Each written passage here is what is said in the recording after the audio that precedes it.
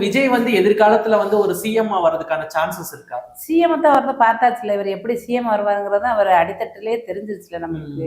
அவர் சிஎம்க்கு உண்டான ஏதாவது ஒரு இது இருக்கா?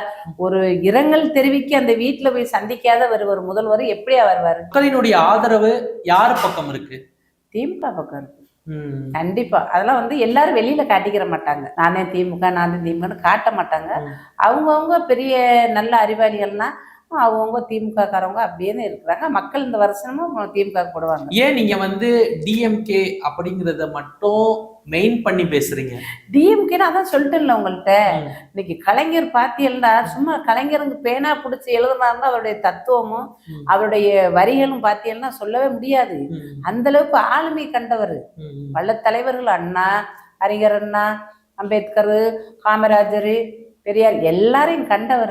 அவருக்கு உண்டான ஒரு இது யாருக்குமே வராது. அதனால நாங்கள் எப்பவுமே திமுகங்கிறதுல எங்களுக்கு ரொம்ப கொள்கை.